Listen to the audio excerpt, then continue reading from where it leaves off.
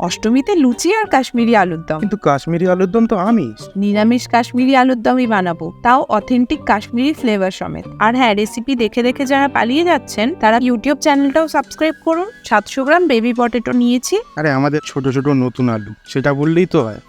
আলুগুলোকে খোসা ছাড়িয়ে জলে ভিজিয়ে রেখেছি যাতে কালো না হয়ে যায়। 130 গ্রাম মতো টক দই ভালো করে ফেটিয়ে নিচ্ছি। ফেটিয়ে এটাকে রেখে দিন। একটি বাটিতে হাফ টিস্পুন হলুদ গুঁড়ো, 1 টেবিল স্পুন কাশ্মীরি লঙ্কা গুঁড়ো, 1 টিস্পুন গুঁড়ো আদা, এটাকে সল্ট পাউডারও বলে অনেকে, আর হাফ টিস্পুন মৌরি গুঁড়ো, অল্প নুন আর একটু জল দিয়ে একটা পেস্টের মতো বানিয়ে নেব। কড়াতে বেশি করে তেল গরম করতে দিলাম। তেল গরম হলে আলুগুলো ছেড়ে দিন। পারলে আলুগুলো শুকনো করে মুছে নেবেন, তাহলে আপনাকেই গরম গরম তেল ছুঁড়ে মারবে। অল্প নুন দিলাম।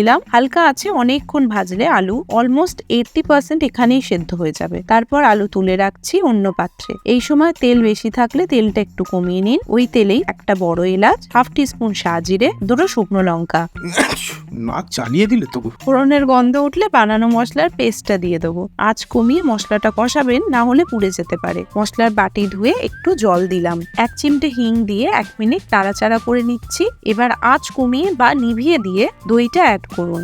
ভালো করে মশলার সাথে দইটা মিশিয়ে নিলাম। মেশানো হয়ে গেলেই গ্যাস চালাবেন। সামান্য জল দিলাম। ভাজা আলু দিলাম হালকা একটু চিনি। আলু সেদ্ধ হওয়া পর্যন্ত রান্না করুন। ব্যাস, রান্না রেডি। টাটা।